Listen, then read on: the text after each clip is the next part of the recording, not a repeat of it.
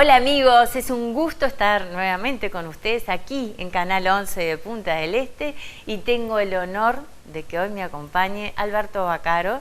Él es docente, profesor, periodista. Un gusto, Alberto. Un placer para mí estar contigo realmente, después de haberte visto tanto tiempo por televisión, encontrarme contigo realmente un placer muy grande. ¿Fuiste al programa?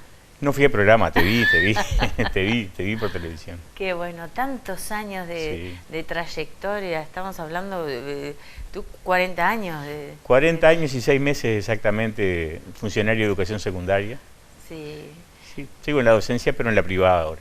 Y si te tengo que definir, sos la sensibilidad, la contención para esa casi 12.000 alumnos. Sí, 12.000, un poco más capaz, sí. Un poco más. Bueno, y muchos libros que ahora vamos a empezar a repasar. Bueno, ¿cómo estuvo tu cuarentena? ¿Tuviste miedo? No, yo la vida me ha ido preparando para afrontar lo que sea, ¿no? Si hay que afrontarlo y listo, y está. Pero sí he estado en medio de ambientes donde la gente tiene miedo y también hay que contener a otras personas, ¿no? No es solamente... ¿Esposa? Mi esposa, bastante nerviosa mi esposa con la cuarentena, y sus padres mayores, entonces preocupada que sus padres no se vayan a enfermar, ¿no? Y bueno, he tenido mi hermana y mis sobrinos en España, un sobrino en Londres, uno en Francia. O sea, bastante preocupado, ese sí, por la salud de ellos, pero... Sí, igual las 2 primeras semanas estuvo... Al principio sí, metió preocupación por lo menos, ¿no? Sí. Estábamos siempre pendientes del noticiero. Sí, siempre atentos a todo. Bueno, ahora con WhatsApp uno se comunica fácilmente. Totalmente. Todos los días para saber cómo están y eso, ¿no? Bueno, Alberto, contame, ¿dónde naciste? Bueno, nací en Pan de Azúcar, donde he vivido toda mi vida. Aunque estuve en Montevideo algunos años, yo siempre viví en Pan de Azúcar. Pero en Montevideo estudiando, ¿no? Estaba estudiando, pero claro. La gente me preguntaba, ¿dónde vives? En Pan de Azúcar. Yo me quedo entre semana acá porque estoy estudiando, pero el viernes de noche o sábado de mañana a Pan de Azúcar. Y esas fotos de los amaneceres que tenés en las redes, y qué belleza, ¿eh? Sí, me encanta la fotografía de paisajes, de lugares, de cosas. Vivo admirando el entorno que tenemos en Pan de Azúcar, bueno, acá en Punta del Este también, ¿no? Uno anda por acá. ¿Y tu vocación? ¿Cómo eras como alumno en la escuela? Bueno, en la escuela era muy buen alumno, más que nada mérito de mi mamá, que me obligaba a estudiar, si no, no salía a jugar a la pelota. Si no tenía todo sabido, no salía. Entonces era obligado, buen alumno. En el liceo, mi mamá ya no podía controlar tanto porque no sabía lo que tenía que estudiar. Entonces ahí aflojé un poco, pero no repetí años ni nada, ¿no? Me fue bastante bien. Pero era muy correcto. Siempre tuve sobresaliente conducta, todos los años de jardinera a sexto de liceo. Nunca tuvieron una queja de mí de comportamiento. Y eso me ayudó bastante para estudiar. Y esa conexión que has tenido en todos estos años como profesor, sí. ¿Qué te deja esa satisfacción? ¿Los extrañas ahora que no estás dando clase? Claro, sí, por supuesto. Se extraña, lo que más se extraña es eso, no el trabajo en sí, sino ese contacto que te rejuvenece, que te hace mantener enchufado al mundo, porque uno no se retira, sino que está ahí en contacto con lo que está pasando, hasta con el vocabulario que tienen todos los días. Totalmente. Sí, y haber estado, uno descubre la vocación de a poco, ¿no? Al principio dar clases era, no sé, pararse allí y hablar de un tema. Después empiezas a relativizar la importancia de los conocimientos fríos y empiezas a ver que hay una globalidad que es un poco más interesante de atender. Y te vas metiendo en eso. Pero siempre desde la intensidad, desde la sensibilidad, porque en uno de los libros que tengo acá, que es El mundo del aula, que no fue de los primeros, en donde tu compromiso y tu conexión con los alumnos era como de un familiar, de un padre. Sí, he tenido la suerte que ellos recurren a mí a veces a plantearme cosas, a contarme, y yo les he prestado oído. A veces es poco lo que uno puede hacer por ellos, pero escucharlos puede ser valioso. Tiempos difíciles donde en la casa a veces no se puede conversar. Yo me acuerdo que cuando era adolescente en mi casa no había televisión. Televisión llegó, yo tenía 14 años en mi casa. Entonces conversábamos mucho. Cenábamos, almorzábamos y charlábamos un rato.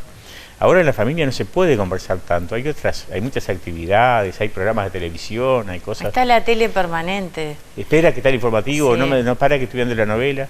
Sí, sí. Y esa conexión con la familia se perdió. Y llegan en al liceo educación, y encuentran, en valores también. Encuentran un profesor que está un rato ahí, que no tiene que esperar un rato para la clase y que está dispuesto a escuchar y a conversar y con buena onda.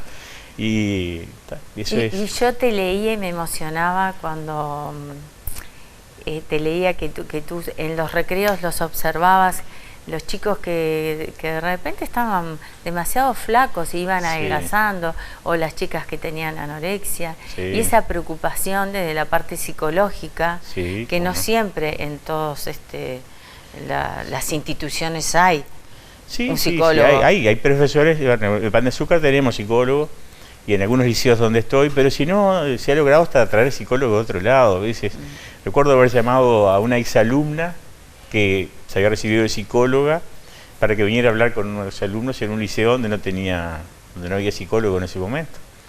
Y haber logrado alguna cosa importante, y he descubierto unas cuantas cosas vinculadas a temas de adicciones, a problemas de anorexia. De violencia. De violencia también. Violaciones.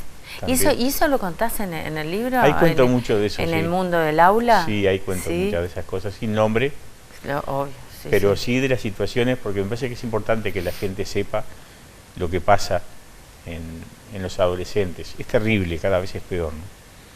Yo te digo así, en los últimos 2 o 3 años, dos casos similares de chiquilinas que el padrastro les ofreció alguna relación extra a cambio de dinero, a cambio, ¿no? Entonces fueron a contarle a la madre y el resultado fue que la madre las corrió a la calle. 2 casos. Y te encuentras en una impotencia que no sabes qué hacer.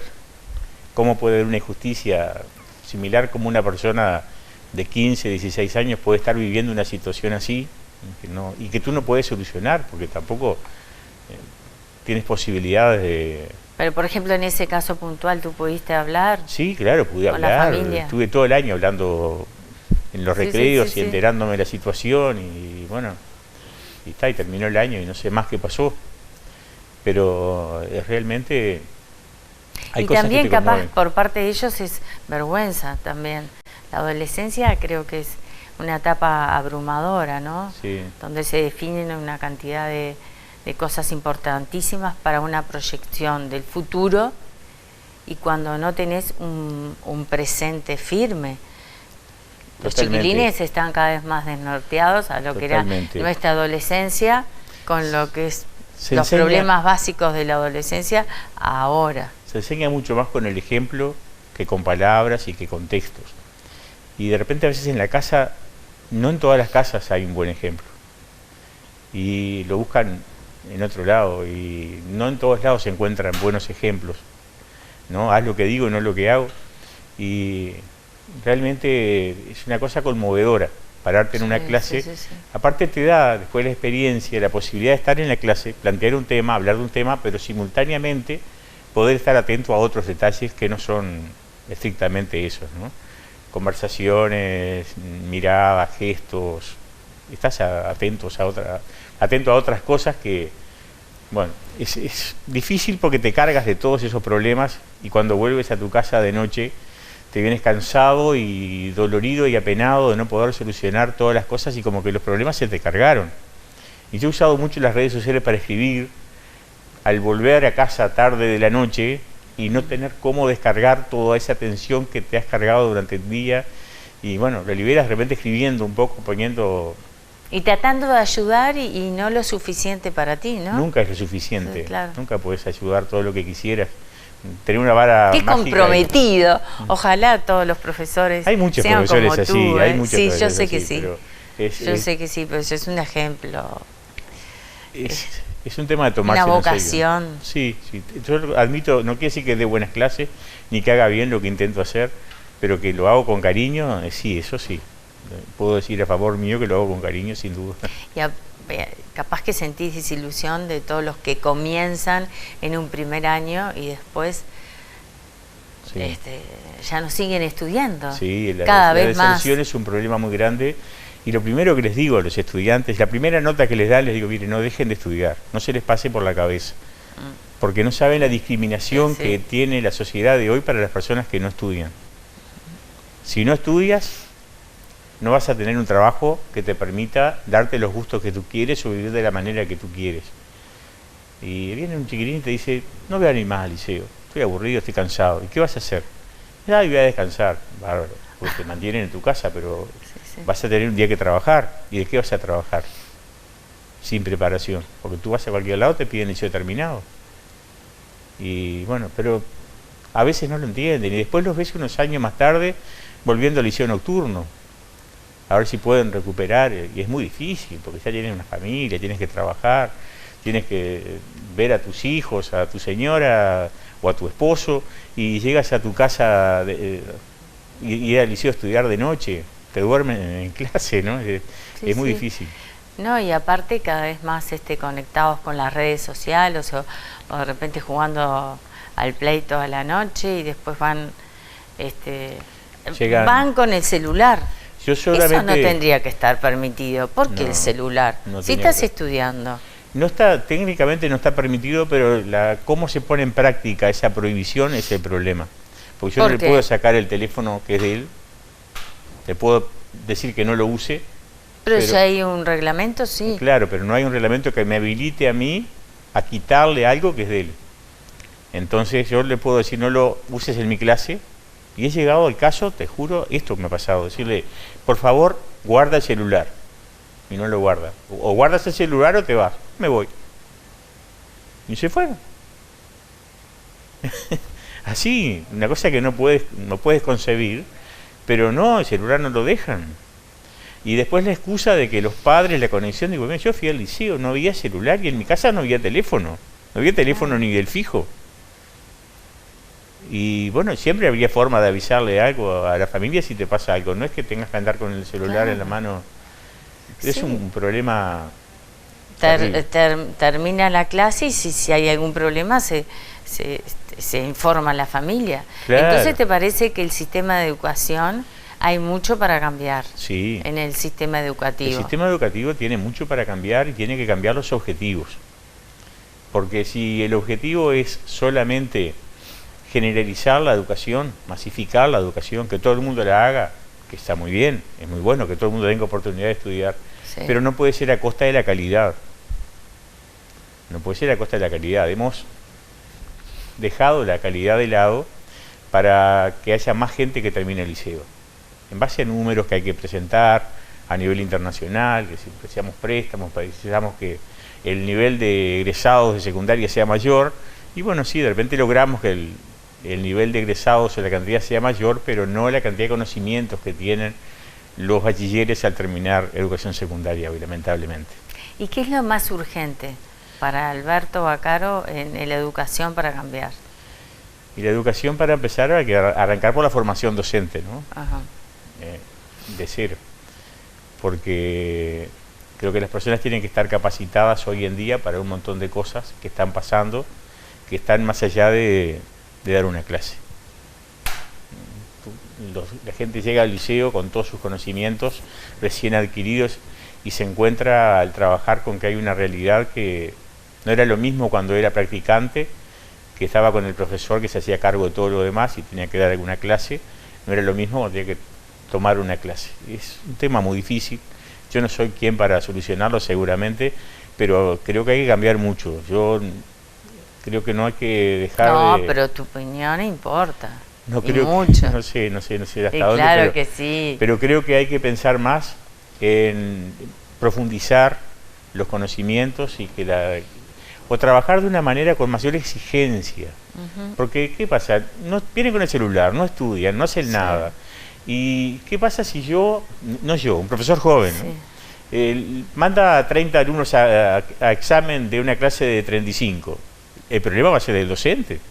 Va a venir su inspector y va a decir, profesor, usted no planificó de acuerdo al año, a lo que tenía. Ha llegado caso últimamente que vienen inspectores y le dicen al profesor, te veo mejor que el año pasado. Dice, sí, ¿por qué? Dice, porque tienes mucho menos notas bajas. Entonces el profesor el año que viene tiene menos notas bajas para que tener mayor puntaje, porque el puntaje le es importante porque cuando va a elegir horas después a fin de año, sí, para el año siguiente, si no tiene buen puntaje, está más abajo en la lista y no elige horas. Ah, pero eso es como una presión. Existe esa presión, sí, no, existe esa presión. No en todas las materias, no en todas las asignaturas, pero bueno, profesores viejos lo podemos bancar, podemos soportar esa presión, porque ya no te va a pasar nada con nada. Y Alberto, ¿no te parece que o sea, que muchas familias se apoyan, como que lo primero es la educación, y quizás lo primero sea en casa, la familia, sí, y la educación, que estén equilibrados? La educación empieza en casa. Exacto. Sí, primero la casa, pero hay un montón de situaciones. No todas las madres están todo el día en la casa porque también tienen que trabajar. Pero a veces no es la cantidad de horas, no, sino es la disposición. Las horas que están a veces tampoco son fértiles para el diálogo familiar, lamentablemente. Antes se cocinaba en casa, o los chicos tenían. Y mientras cocinaba hablaba con los hijos, claro, les controlaba que hicieran los deberes. Sí, exactamente. Sí, ¿cuál fue, tenemos que ir a un corte, pero cuál fue el libro que se te prohibió? Porque tuviste un inconveniente. Ese que tienes en la mano. El mundo del aula. El mundo del aula, sí. Sí. Te cuento fue porque después de la pausa te cuento por qué sí. Sí. Gracias, muchas gracias. Ya volvemos. Gracias.